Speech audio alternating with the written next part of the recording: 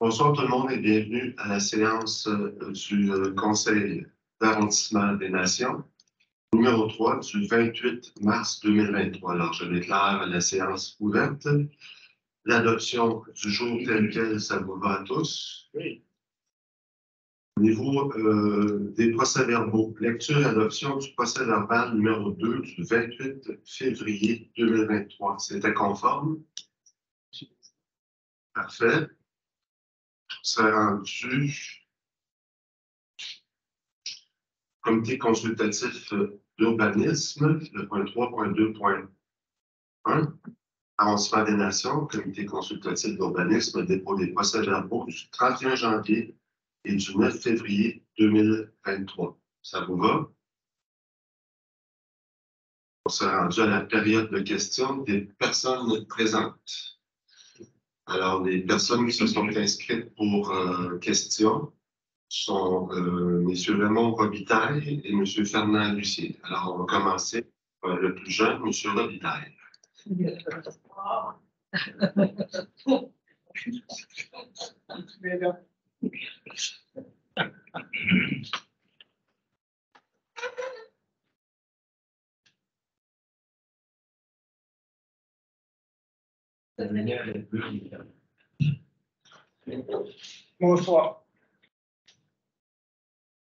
En passant, M. Lépine faisait des salutations. Il ne va pas être là parce que il y a d'autres questions.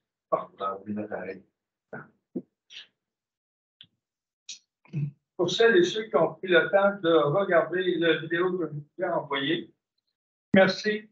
C'est ma récompense des heures de recherche. Et je reviens encore ce soir pour la fiction. Demandez ce qui se passe au niveau du ruisseau des Sceaux. Est-ce qu'il y a des actions en vue? C'est toujours rien. Et si on est du courant, on vous promet de vous faire signe. Est-ce que c'est toujours statu quo, pour paraître? On l'a vu tout à l'heure au niveau de votre dernière demande que vous avez eue. On l'a vu dans nos demandes de suivi des citoyens. Elle est bel et bien écrite noir sur blanc. Mais pour l'instant, on n'a pas eu d'autres nouvelles, malheureusement. Tout comme les demandes des conseillers et conseillères.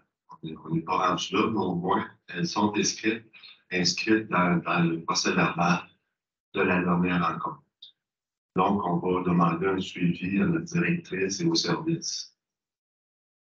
Tout comme nos questions à nous aussi. Oui. Alors là, je me rencontre avec les candidats à la mairie de la ville de Sherbrooke le 14 octobre 2021. À propos d'une question sur les espaces verts, la candidate Evelyne Dupré nous affirme ceci. Il est important d'agir en amont avant que les promoteurs aient monté un dossier qui créera une pression énorme sur les élus. Les promoteurs préparent actuellement leur projet à huis clos et trouvent des moyens de contourner les règles avec l'aide d'experts. Alors, nous essayons de mettre ce qu'elle nous a dit en action. On écoute comme le reste maintenant. Alors là, je vais vous faire juste une petite entrée parce que je suis complètement coach. Je suis comme Don Quichotte, il me manque des millions avant, mais ça s'en fait. Québec, ministère de l'Environnement. Loi sur la qualité de l'environnement, autorisation délivrée, région administrative restreinte, MRC Ville de Sherbrooke, municipalité Sherbrooke. 94-35-74-49, Québec Inc., numéro, objet du document 40, en date du 22 février 2022. Autorisation. Loi sur la qualité de l'environnement, l'article Code 2, article 22, encore à 94-35, soit les 14-49, Québec Inc. Objet. Relocation d'une portion canalisée du ruisseau des Scouts pour la construction de leur condominium, des tours à condominium. L'activité de déplacement de cours d'eau canalisé doit débuter dans les 2 ans de la date de délivrance de cette autorisation. Elle a été délivrée le 22 février 2022. À défaut, l'autorisation serait explicitée est annulée de plein droit. Et en outre, cette autorisation ne dispense pas le titulaire d'obtenir toute autre autorisation requise par toute loi, tout règlement, le cas échéant. Sophie Montagne-Doctorat, quand on regarde ça, vous dites, vous n'avez rien, comment ça se fait que le ministère a émis une autorisation de relocation? C'est une chose des écoutes. Oui, je réponds à vous, M. Legault. Est-ce que vous voulez que je finisse votre question? Oui, OK. Finissez sur l'hôpital. Vous le saviez et vous n'oubliez pas nous le dire. Vous le saviez et ne pouviez pas nous le dire. Ou tout simplement, vous ne le saviez pas.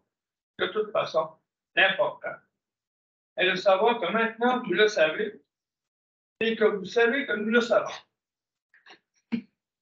J'ai vous faire.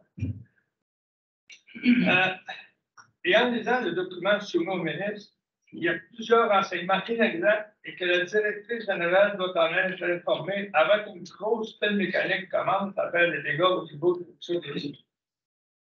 Parce que si on lit, si on comprend tout ce qu'il y a dans l'autorisation, il n'y a pas grand temps avant qu'ils commencent à mettre la pelle dedans. Pour nous autres, c'est ce qu'on voit. Bon. Alors, c'est pour ça que ça nous énerve. Hein?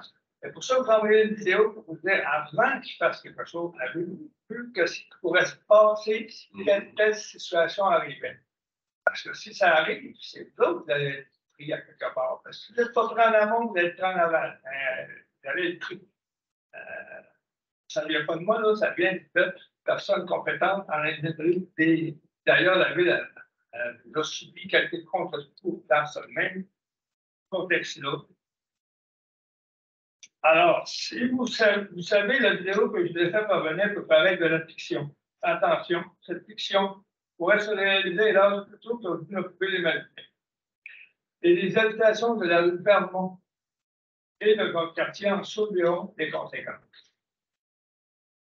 Si on se fie à ce qui se passe en Californie, parce que depuis le début de 2023, là, ils sont rendus, la semaine passée, là, à 12 rivières de pluie, selon les autorités californiennes. On commence à faire de l'eau. Il ne faudrait pas qu'on arrive à Sherbrooke, qu'on se dise, comme on a entendu encore dernièrement, on le savait, mais on ne pensait pas que c'était si pire. Alors, ce sont mes inquiétudes. Personne sur l'hôpital. M. Legault. Merci, M. le Président. Le point que vous amenez, on l'a amené à plusieurs reprises durant l'analyse du plan d'assure de l'incohérence que le ministère de l'Environnement émette des certificats d'autorisation sans que les propriétaires riverains du Golfe sont des propriétaires riverains du ruisseau ne soient même pas avisés. Donc, il y a des travaux qui vont être en bordure de votre propriété. Et aussi que la ville de donc, au fait que le certificat d'autorisation, que ça fait partie des revendications qui vont être faites à plusieurs reprises. Et aussi, dans l'analyse du plan nature, il y a des personnes qui viennent de l'extérieur de l'organisation, qui sont des juristes, qui peuvent même être surpris d'entendre ce genre de démarches qui peuvent être faites sans que les gens qui sont continus, vraiment à la limite de l'eau, de l'eau dans tous les sens, à la limite de la canalisation de ce fameux ruisseau, en lien avec l'échéancier de février 2024. C'est sûr qu'il y a beaucoup d'enjeux qui jouent contre le promoteur, parce que je suis convaincu que monsieur le propriétaire du terrain de golf ne permettra pas des travaux de ce genre durant la période estivale. Vous êtes un des personnes qui utilisent le terrain de golf. Je ne parle pas d'une pelle mécanique sur un terrain de golf, ce soit adéquat en pleine période estivale. Il y a assez de trous de main. Et je crois que Peut-être qu'il y a des gens de vos voisins là, qui disaient aussi qu'il y a d'autres contraintes aussi environnementales par le temps de la saison, que ça peut être fait. C'est pas vraiment jusqu'en février 2024, il y a aussi d'autres contraintes. Mais aussi, on dit, malheureusement, il n'y a pas de demandes de permis qui ont été autorisées pour ça. Merci, M. Delon. Mme Laroche. Juste en complément, dans le fond, je voulais juste préciser que l'article 22, donc les questions, là, les promoteurs peuvent le demander, puis l'obtenir sans que la municipalité, un peu comme ce que M. Denis disait, la municipalité n'intervient pas du tout là-dedans. On n'est pas tenu au courant, c'est pas nous qui autorisons qu'ils fassent une demande. Puis, pour après ça, qu'ils puissent construire, par contre, ça leur prend un permis de la ville. Fait que c'est deux choses différentes. Puis en ce moment, même si on cet article-là, il n'y a pas de permis de la ville. Et le dossier est au même point que ce qu'on vous a dit les dernières fois, qu'on n'a pas de nouvelles informations. Fait que même si vous avez ça en main, ça ne donne pas l'autorisation au projet de SPER. La ville ne donne pas le permis de construire, mais est-ce que ça prend un permis pour travailler dans leur mission pour la revitalisation? Émis par la ville? Oui, demande-le. Oui. Oui, officiel, madame. Je sais que, ben, en fait, Confirmer à 100%, on peut confirmer à 100%, mais en tout cas, moi, je vous dis parce que justement, la ville m'avait confirmé que ça prend un permis pour en rembler, peu importe. Il y a la confusion justement du fait que des fois, le ministère, il va émettre le permis avant, puis là, le constructeur, il va commencer le rembler avant même que le permis soit livré par la ville. Mais si nous, on signale ça à la ville, ben, on va arrêter les travaux, puis ils peuvent avoir des amendes. Supposons qu'ils commencent. Qu'est-ce qu'on fait, nous? Vous appelez tout de suite au 821-5858. Le numéro, la centrale. Il faut appeler tout de suite, puis là, ils vont envoyer un inspecteur sur place. 819-821-5858. Je sais parce que ça m'est arrivé 2 fois. Je ne veux pas appeler. Là, on espère que vous n'ayez pas. Non. OK, merci. Dans un dossier connexe, pas tout à fait de la même famille. Mon collègue Deneau et moi, quand on a travaillé sur le dossier de l'usine de creusage de données, ça a été très difficile de savoir s'il y a eu un certificat d'autorisation du ministère de l'Environnement. Ça a été très long. Il y a un manque de transparence de ce côté-là. Et les villes, on se retrouve souvent avec des patates chaudes. Alors ça, c'est un chaînon manquant dans tout ça. C'est justement pourquoi on vient et on ne lâche pas. On ne lâche pas. Soyez au courant, puis pas être pris comme nous autres à la dernière minute. Nous autres aussi, on est prêts avec ça aussi, M. Voltaire. Madame la directrice, vous vouliez ajouter quelque chose? Une demande de précision. Votre dernière question était, est-ce que le promoteur a besoin d'un permis pour canaliser le ruisseau? Ouais, Parfait. De la ville? OK, merci. Oui. C'est plus de déplacer le canalisé. c'est marqué à sa faute. Exactement. C'est fort. Donc, si vous permettez, possiblement, vous avez besoin de renseignements officiels. Vous voulez toujours le considérer. On appelle 1-800 Voltaire. C'est marqué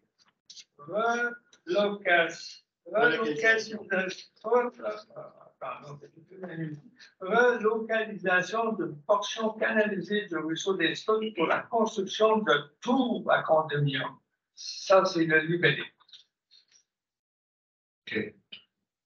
C'est noté, Isabelle? Oui. Parfait. Merci beaucoup, M. Voltaire. Merci. M. Fernand Lucier. Bonsoir, M. Lucier. Bonsoir. En fait, ma question est connexe à ce qu'il vient de se dire. Mais juste avant, j'aimerais dire merci au personnel de l'arrondissement parce que je suis venu la semaine dernière pour avoir des renseignements sur les étapes à suivre dans une question de permis, comme on vient de discuter. Et Mme Côté a été extrêmement bienveillante à fournir tous les renseignements et ça, je l'apprécie. Merci. Ma question est connexe, c'est-à-dire, on vient de dire que ça prend un permis du ministère qui présentement a été émis et ça prend un permis de la ville pour construire, dans notre cas, c'est une tour. Est-ce que c'est deux permis différents? Est-ce que le permis qui sera émis par la ville contient aussi la relocalisation du ruisseau? Puis c'est deux choses séparées. Monsieur le promoteur peut commencer demain matin, il a un permis. Il peut commencer le 15 juin, puisque c'est la journée qu'il doit commencer. Est-ce qu'on sait ça? C'est un peu la question la plus. Pour le remblai, là, du ruisseau, Oui. ça, c'est une question que notre directrice va adresser à nos services pour avoir les réponses justes. D'accord. À ce niveau-là. Oui.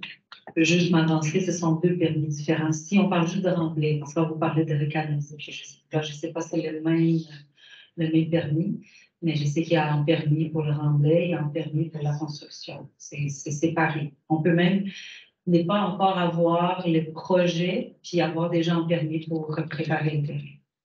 C'est clarifié. En complément d'information, tout dépend de l'évolution ou l'avancement du projet, à quel moment le promoteur dépose l'ensemble de son projet, est-ce qu'il est tout attaché ou il dépose morcelé. Et s'il dépose morcelé, il est analysé de manière morcelée. Les permis sont émis en fonction de ce qu'on a à analyser, ce qu'on doit autoriser. Mais si c'est une vue d'ensemble, l'agent professionnel en urbanisme va analyser la vue d'ensemble, mais chaque permis a une utilité, une vocation, un coût. Donc, tout ça est pris en fonction de chaque utilité de permis, travailler entre l'urbanisme et le promoteur. D'accord. Donc, merci. Merci beaucoup, M. Lucier. Alors, c'est ce qui mettrait terme à la période de questions des personnes présentes. Nous sommes rendus au point 6, les comités et groupes de travail du conseil d'arrondissement. Alors, au point 6.1.1, comité consultatif d'urbanisme du 9 mars 2023. Madame Louche, vous présenter les dossiers. Oui, est-ce qu'on peut... Il y a déjà là, mais il n'est pas partagé. Je vais le faire après. Merci. Peut-être juste arriver jusqu'à la photo. Trop de choses en même temps. Un partage et on va à la photo. Allez-y. Allez, Télécipo. Il est long, ça. Mon Dieu. Voilà. Ah oui. Oui. Oui. Alors, du fond, sur le détail, là, LAI va y aller. Là. Ah oui, ce dossier-là, concerne les nouveaux complexes commerciaux proches du Carré Boulevard. Et en fait, c'est un dossier spécifique juste pour les bâtiments B. Si on regarde le plan en haut, juste pour peut-être la troisième illustration. Je pense qu'il y a une vue de haut, si je ne me trompe pas. Ça se peut. Oui, là. C'est juste le bâtiment B. Il s'agit juste du bâtiment B. Il manquait quelques éléments quand ils ont déposé le dossier. Au comité consultatif d'urbanisme, il y a certains éléments sur lesquels nous, on aurait pu quand même nous positionner, que c'était les luminaires, l'apparence un peu là, des luminaires, aussi les aménagements paysagers et l'aménagement des terrasses aussi. Mais nous, les espaces vélos. Et tout ça, en fait, on avait mis conditionnel. En fait, on acceptait quand même les PIA pour qu'ils puissent continuer pour ne pas retarder les travaux, mais on a mis conditionnel là, qui dépose au service de planification et gestion de territoire ces plans d'aménagement-là, et aussi de déposer, je ne me trompe pas, 10 000 $ en garantie à ce que les aménagements se fassent de la façon comment qu'ils vont nous présenter. parce que les membres du comité, c'est ça, on avait émis certaines préoccupations, mais qui ne se reliaient pas nécessairement à ces bâtiments-là. C'était au complexe en général, concernant justement la verdure, le verdissement des locaux. Et aussi les bacs, je pense que le bac à déchets aussi, on voulait quand même les cacher avec de l'aménagement. Ça aussi avait été mis conditionnel. Le périmètre de l'air des conteneurs. Oui. Madame Laroche, vous vouliez rajouter quelque chose? Ben, je voulais juste préciser au cas où il y a une foule d'ASCOP qui nous écoute en ligne par après, là, mais parce que je me fais beaucoup poser la question. Là, on n'est pas dans la phase encore où c'est les bâtiments. Si vous voyez le plan qui est à l'écran, il y a une autre phase qui est à droite de ça, qui est le grand terrain qui est prévu pour normalement une épicerie. Donc, on n'est pas encore dans cette phase-là. C'est la dernière phase du projet. Les gens me demandent de voir. Mais là, il est en train de se construire des petits bâtiments. Comme c'est supposé être peut-être une épicerie, c'est vraiment le terrain là, à droite de ça qui passe sur ces camps. On ne l'a pas encore vu ici. Parfait. Ah, bien précisé. Parfait. Au point 6.1.2. Et on peut changer l'image. OK. On va attendre juste un petit peu. Oui.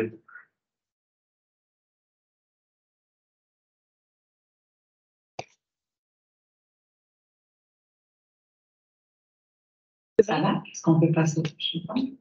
L'image. Fait que le prochain point, c'est un bâtiment résidentiel sur la rue Alexandre.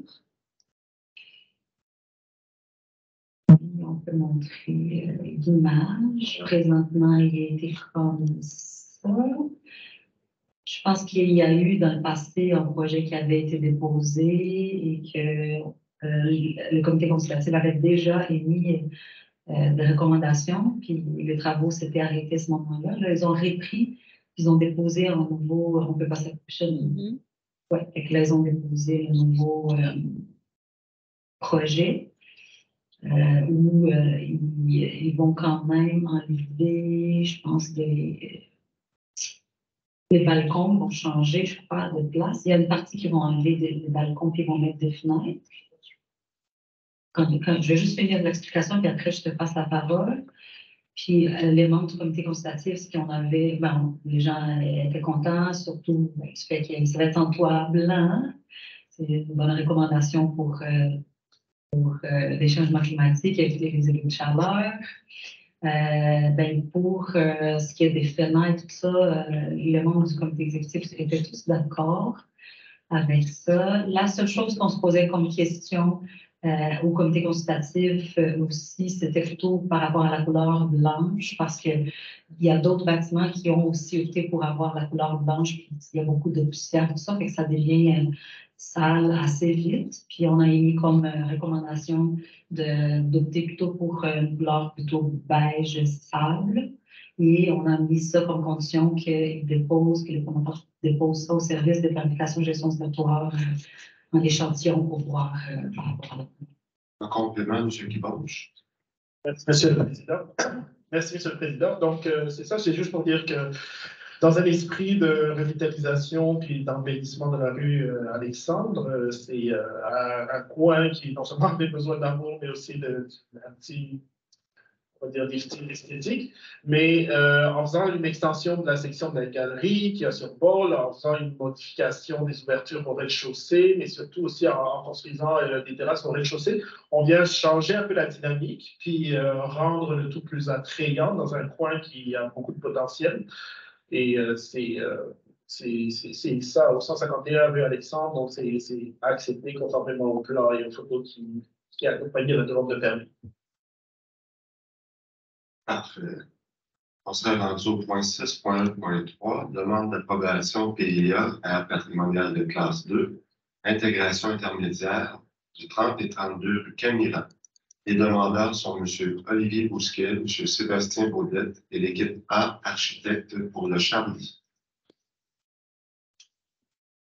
Ça aussi, c'était un dossier qui est venu 2 fois au comité consultatif d'urbanisme. On avait la première fois des questions que les services n'étaient pas capables de répondre. Après ça, on a pu avoir même en partie une visite du promoteur qui a pu nous répondre les questions en direct. c'est un bâtiment qui va avoir quand même une densité, une certaine densité, qui a oui, il va être construit comme en L, puis ça aussi, c'était la première fois, un des questionnements du membre du comité consultatif, c'était par rapport au bâtiment qui va être un peu enclavé entre la construction, puis on voulait savoir s'il y avait des projets pour qu'on puisse quand même avoir une vue de l'ensemble du secteur. C'est ce qui les membres du comité considéraient qu'il manquait un peu. Bon, par rapport à ça, c'est un autre propriétaire et bon, finalement, ça n'a pas été complètement répondu. Le propriétaire est au courant, il est en contact avec le promoteur de ces projets-là. Un autre aspect qu'on avait aussi demandé, et j'ai l'impression que la photo n'est pas encore la bonne, c'était la partie du haut du bâtiment on voulait quand même adoucir un peu, changer les revêtements pour que ça soit un peu plus doux, parce qu'on trouvait qu'il y avait quand même un écart entre la structure physique et la partie du haut. Puis là, il a changé un peu le revêtement pour que ça soit un peu plus doux comme transition. Les matériels aussi de qualité, puisque c'est quand même en PA, en PA 2. Pour aussi le rez-de-chaussée a été changé.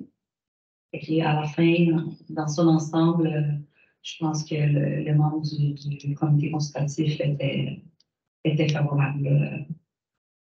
Il n'y en a pas eu de conditions qui avaient été mises, je pense, pour ce dossier. C'est rendu au point 6.4, demande d'approbation PIA aire patrimoniale de classe 2, intégration intermédiaire. Et 342 rue King West. Les demandeurs sont M. Olivier Bousquet, M. Sébastien Gaudette, l'équipe architecte pour le champ. En fait, c'est le même. C'est un doublon, hein? Non, c'est normal parce qu'en fait, comme c'est un terrain, en fait, c'est sur 2 terrains. Au lieu de faire comme 2 tours séparées, ils ont décidé de faire ça comme coller comme en L, mais finalement, je ne vais pas me répéter, c'est un peu très. Je ne sais pas si je peux. Oui, monsieur. Juste un petit commentaire pour dire que un des défis qu'on a souvent au centre-ville, c'est à la fois de revitaliser, renouveler, mais garder un petit aspect historique, on va dire. C'est pour ça qu'en voyant comme c'est un bâtiment en L, on a la cordonnerie Tremblay, qui est comme une institution champenoise, qui se trouve là. Puis le fait que ça soit en L permet, oui, d'occuper l'espace du Charlie, qui est assez mythique pour les gens qui veillaient tard et autres, mais de garder quand même le petit aspect de la cordonnerie Tremblay dans toute cette revitalisation-là. Ah, une chose que j'ai oublié de dire, c'est que les fenêtres qui donnent vers justement la cordonnerie Tremblay, ce sont des espaces, des aires communes du bâtiment. Fait que c'est pas vraiment des fenêtres des appartements qui vont. Fait que ça aussi, c'est un aspect, non? Parfait. Au 6.5, demande d'approbation PIA, aire patrimoniale de classe 2, intégration intermédiaire, 36 et 40 rue Wellington Sud, pour Publiforme. C'est une enseigne. Oui, c'est l'enseigne sur le Il y a vraiment beaucoup de commentaires. C'est l'enseigne qui vous voyez là-bas. Puis ça correspond un peu ça répond à aux critères. Ça répond à nos critères. On avait posé une question par rapport à un rétro-éclairage. Ça répondait bien aux critères. Oui. Et le comité a aussi considéré que ça s'intègre bien. Au 6.1.6, demande d'approbation PIA, aire d'implantation et d'intégration architecturale commerciale artérielle. L'aire King West et Jacques-Cartier du 1802 rue King West. Le demandeur est Beneva, André Fortin. Ben, c'est encore une fois une enseigne. Il n'y a pas beaucoup de choses J'ai pas beaucoup de choses à vous raconter sur l'enseigne de Beneva. Au 6.1.7, demande d'approbation PIA, aire d'implantation et d'intégration architecturale commerciale régionale. L'aire de l'autoroute 410 et du plateau Saint-Joseph, au 3050 boulevard de Portland. Demandeurs sont M. Christopher Drew, de Winners et HomeSense. Ah oui. Ça, c'est Winners et Homestands qui vont éventuellement déménager sur le bâtiment qui est celui du Carrefour où était anciennement Sears. Ben, une partie de chez Sears qui vont déménager. Puis là, ils ont proposé certains changements dont, par exemple, créer un nouveau quai de réception de marchandises, justement parce qu'ils ont dû comme réorganiser, parce qu'ils ont pris la moitié du site. C'est ça, si je ne me trompe pas. Ils vont changer l'entrée principale. Ils vont ôter la marquise. La marquise, merci. En plus, c'est marquise aussi en portugais. En tout cas. Fait que, on vient d'apprendre un mot. Ouais.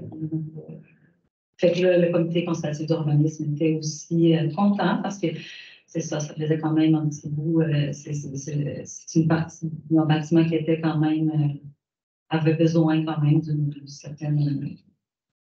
Mais un peu d'amour. Et là, je pense que ça va être quand même intéressant. Pour l'instant, en attendant. Il manque que le garage. S'il y a des promoteurs qui sont intéressés. Ben, c'est ça. J'ai dit en attendant qu'un jour, on puisse réqualifier les stationnements du Carrefour, on parle juste de Winners. D'accord. Au point 6.8, demande de dérogation mineure au règlement numéro 12, centre zonage et lotissement de la ville de Sherbrooke pour la zone C1071 720 740 rue Gaulle-Ouest. Demandeur M. Mathieu Lafleur pour Olympique. Monsieur le Président, tu peux m'aider, me rappeler? C'est la démolition. Oui, la démolition du stationnement. Merci. Oui, c'est ça. C'est un stationnement, en fait, il y a comme 2 étages. Puis, en fait, au lieu de refaire le 2e étage, parce que là, par des questions de sécurité, ben, il est rendu un peu à sa fin de vie. Puis, au lieu de reconstruire une autre surface pour faire le stationnement de 2 étages, il nous a demandé de tout simplement enlever le 2e étage et garder l'espace en bas comme le stationnement. Et cette partie-là va être enlevée. Puis en bas, on va garder comme stationnement. Il y avait quelque chose d'intéressant. Quelqu'un qui avait proposé de mettre des arbres à la place des poteaux de soutien. Non, c'est ça. Parce que dans le cadre de PIA, on peut éventuellement, quand la personne va reconstruire son nouveau projet, on peut quand même émettre des conditions. Puis des fois, ben, les conditions, quand c'est en espace de stationnement, c'est justement le révertissement. Mais comme lui, comme dans ce cas, il ne va pas reconstruire, ce n'est pas un nouveau projet, il va juste démolir, on n'avait pas le droit finalement, pas par l'entremise de cet outil réglementaire-là, on n'avait pas le droit d'exiger. On a quand même émis nos commentaires, qu'on avait la volonté, fait que si jamais il veut, mais on ne peut pas l'obliger. Voilà, alors ça ferait le tour de la projection du film est terminée, M. Mathieu. Alors si vous pouvez réouvrir les lumières, merci. Les images. Alors, merci, Mme Louz. On serait rendu au point 8 au niveau du conseil d'arrondissement. Au niveau des dépôts, donc le point 8.1.1, dépôt du suivi des interventions du conseil d'arrondissement du 28 février 2023. Alors, juste pour vous rassurer, M. Robitaille et M. Lucier, vos interventions du dernier conseil municipal sont écrites noir sur blanc. Donc, il y a des traces là. Toutes les autres aussi, là. Toutes les autres antérieures. M. Lepietre, M. Mécanis, M. Renaud et M. Gênes. C'est bon? Les écrits restent.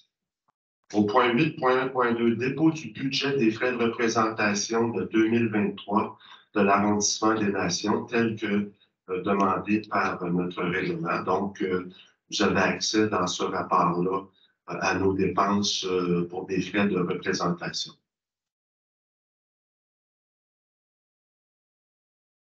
Et pour l'instant, je n'ai pas eu de demande additionnelle de la part de Mme Lose. Ça vient. Au point 8.2.1, requête en circulation, analyse et recommandations de la priorisation du conseil d'arrondissement. Alors, dans ces requêtes-là, il y a des requêtes là, pour la rue de l'Ontario, face à l'école Sainte-Anne, la rue Alexandre et Aberdeen. Il y avait un total de 5 requêtes, je crois, M. Kibonge. Oui, c'est ça. Pour la rue Deneau, l'intersection de la rue Deneau et de Dieppe aussi, il y avait une recommandation des services et pour la rue du Nain également. On a fait nos commentaires tout à l'heure en plénier public que vous pouvez aller retrouver sur le site de la Ville. Mais en somme, on est allé de nos commentaires, tous et chacun par rapport au dossier qui concerne nos districts pour que les services prennent en compte notre sensibilité politique. On verra ce que ça donne. Au point 9.1, service des sports, de la culture et de la vie communautaire communément appelé le SSCVC. 9.1, assistance financière, programme vie associative et démocratique pour le journal communautaire Regard. Petite présentation brève.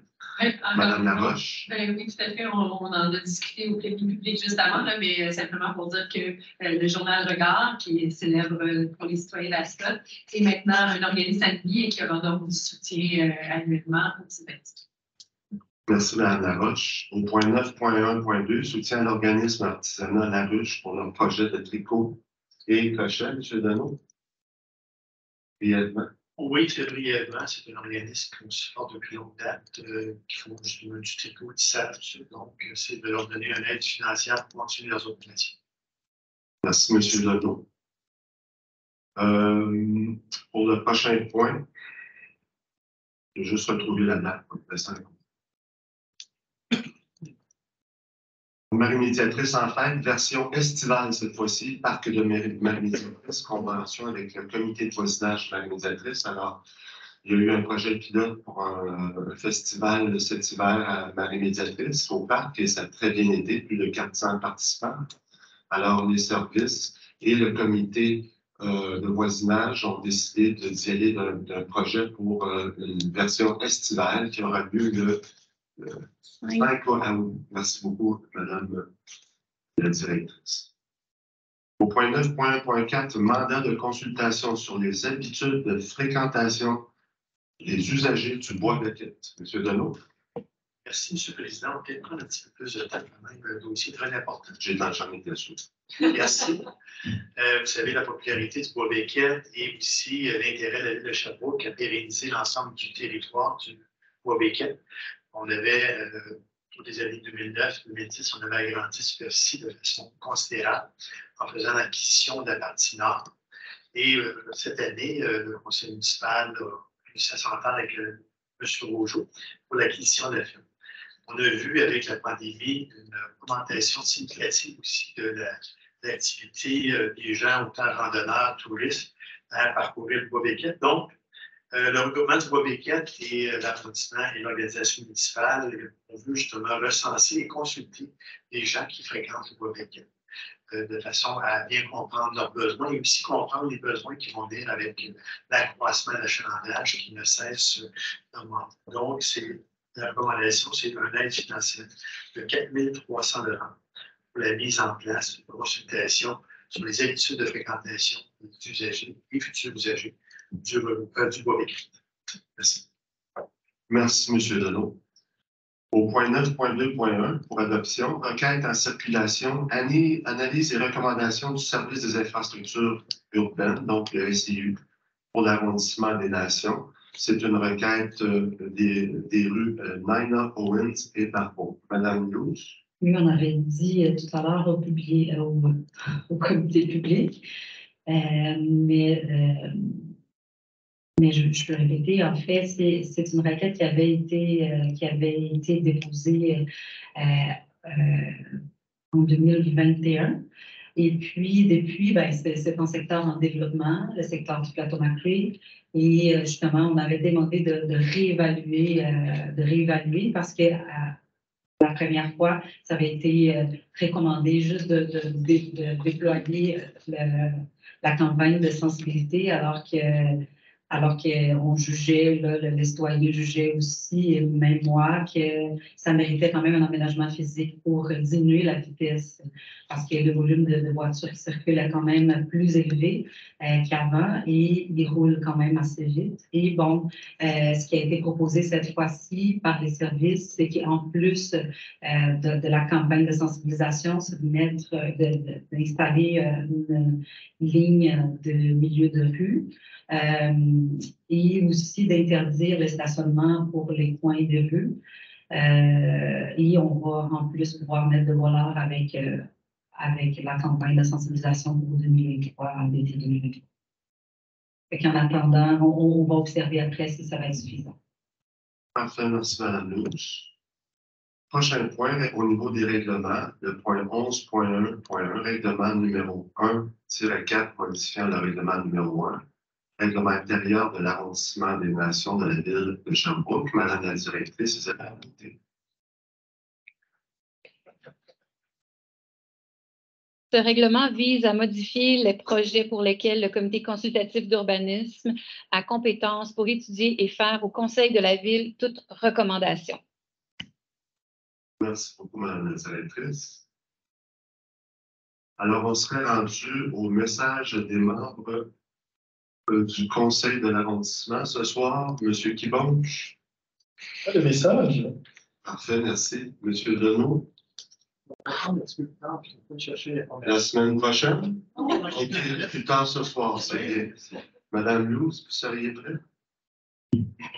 C'est vrai que, bon, ben moi, je voulais vous parler un peu de nos bénévoles, justement, des activités avec le printemps qui arrive, les activités vont commencer à se déployer sur le territoire. Le 28 avril prochain, l'APAV, c'est l'Association des Amis du Parc André-Vigée, nous prépare une fête de cabane à sucre au Parc André-Vigée. C'est une belle activité très rassembleuse avec les quartiers qui a beaucoup de visités, beaucoup de gens qui viennent d'ailleurs, beaucoup d'immigrants qui ont aussi l'occasion de connaître, d'avoir des fois par la première fois en contact avec cette partie-là très culturelle du Québec qui est des cabanes à sucre. Alors, je vous invite tous de venir le 28 avril. Et justement, nous, on a parlé aujourd'hui de l'importance des bénévoles dans notre arrondissement des Nations. Là, ils sont vraiment très actifs. Nous, on va avoir justement une activité de reconnaissance pour les bénévoles. Puis on s'est rendu compte finalement que justement, les bénévoles font justement vivre de bons moments dans l'arrondissement. On a 18 organismes juste à l'arrondissement des Nations. Puis on a 4 comités citoyens pour les patinoires à travers les territoires de Sherbrooke. Là, ce sont les 4 seuls patinoires qui sont menés par des bénévoles. Puis les 4 font partie de notre arrondissement, 3 de mon district, par exemple. Et c'est vraiment grâce à ces gens-là engagés dans la communauté qu'on est capable de faire plein de belles activités. Alors, merci. Merci quand même, Madame Louze. Madame Geneviève Laroche. Oui, merci, M. le Président. Petit message, tantôt en plénier, on a parlé un petit peu des fameuses tournées de parcs. Vous savez que les élus ont fait à chaque année une tournée des parcs avec les services pour regarder quelles sont les améliorations qu'il y aurait dû avoir dans nos parcs, sur quoi on devrait investir nos budgets qui ne sont pas infinis pour améliorer la qualité des infrastructures. Puis moi, l'année dernière, j'avais fait aussi un sondage. J'avais eu plus de 230 réponses à mon sondage sur l'ensemble des parcs de Ascot, quelles étaient les améliorations que les citoyens souhaitaient. Donc là, on entame la deuxième phase, si on veut, et je devrais, autour de la semaine prochaine, publier, notamment via les réseaux sociaux, mais je vais aussi envoyer un courriel à tous les gens qui avaient répondu au sondage un petit peu les résultats de ce sondage-là, parce que les gens ne les ont pas vus encore, et ce qu'on a déjà mis en action cette année au niveau des parcs suite à ce sondage-là, et surtout, annoncer aussi des consultations, parce qu'il y a beaucoup de commentaires pour certains parcs. On devait venir préciser, venir ancrer un petit peu, fait qu'on veut aller en consultation, mais vraiment en personne, avec les gens, avec des plans, puis vraiment travailler sur ce que les citoyens veulent pour leur secteur. Donc, il y a une première date qu'on peut déjà annoncer le 19 avril prochain pour le parc Belvedere et pour le parc des Roseraies. Il y aura une consultation à l'église du Précieux Sang, qui est sur la rue de Thibault. Donc, les citoyens vont être les bienvenus, bien sûr, c'est à 19h. Hein? 18, merci. De toute façon, tous les détails vont être beaucoup diffusés dans les prochaines semaines, mais je tiens quand même à lancer l'invitation. Et on va aussi se déplacer pour le parc des Roseraies le 3 juin, si ma mémoire est bonne, parce que le parc des Roseraies, il faut savoir que c'est vraiment un petit parc à l'intérieur d'un quartier de blocs appartements. Donc, on sait que c'est pas facile nécessairement de rejoindre les gens pour une consultation. On va s'arranger pour organiser une petite fête dans ce parc-là et en profiter pour consulter les gens qui vivent sur ce qu'ils aimeraient voir arriver comme aménagement dans ce parc-là, qui est vraiment un parc de proximité. Alors voilà pour nous annoncer. Merci beaucoup, Mme Laroche. Monsieur Deneau, vous êtes prêt? Parfait. Monsieur Deneau. Merci, M. le Président. Le 20 avril prochain, à 19h, le regroupement du Bois Béquette tiendra leur assemblée générale à l'UL, qui se passera au pavillon Armanado. Je voulais vous impliquer, je pense que c'est une belle opportunité, justement. On parlait tout à l'heure des défis du regroupement du Bois Béquette. Un des défis, c'est justement de trouver des membres du conseil d'administration qui sont prêts à mettre l'étoile à la roue pour faire avancer les grands projets qu'ils ont. Donc, on vous invite à être présents. Il y aura des ateliers aussi, présentations aussi fort intéressantes durant cette soirée. Donc, le 20 avril, 19h, pavillon Armanado.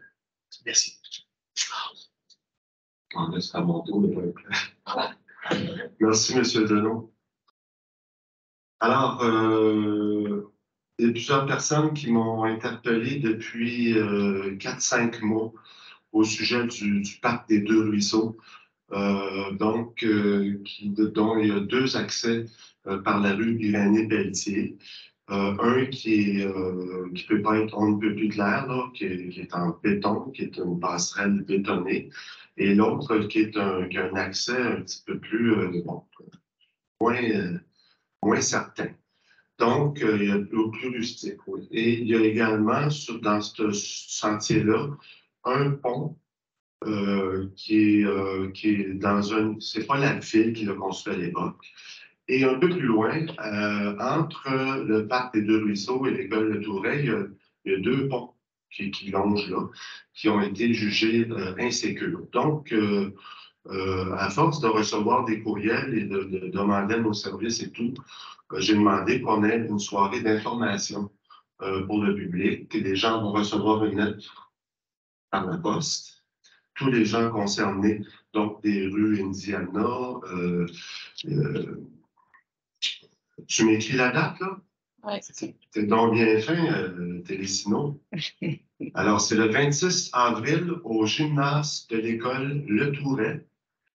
Les gens vont recevoir la lettre sous peu. Donc, c'est tout le quadrilatère des personnes qui habitent là, en face du Touret aussi et tout. Donc, on va éclaircir bien des questions et on pourra peut-être réagir à quelque chose. Je suis bien heureux aussi d'apprendre que pour le parc Marie-Médiatrice, il va y avoir une activité estivale. On est en train de revamper l'activité dans ce secteur-là. C'était une des dernières paroisses de l'ancienne ville de Sherbrooke à être construite. C'était la paroisse la plus à l'ouest, au bout de la rue Garde, qu'on appelle la rue Drummond, dans le temps de M. Robitaille. Dans le temps de M. Lucier, pardon. Alors, je suis très heureux de ça. Il va y avoir des activités, des orchestres locaux, beaucoup d'animation. Donc, ça, je suis très heureux de ça.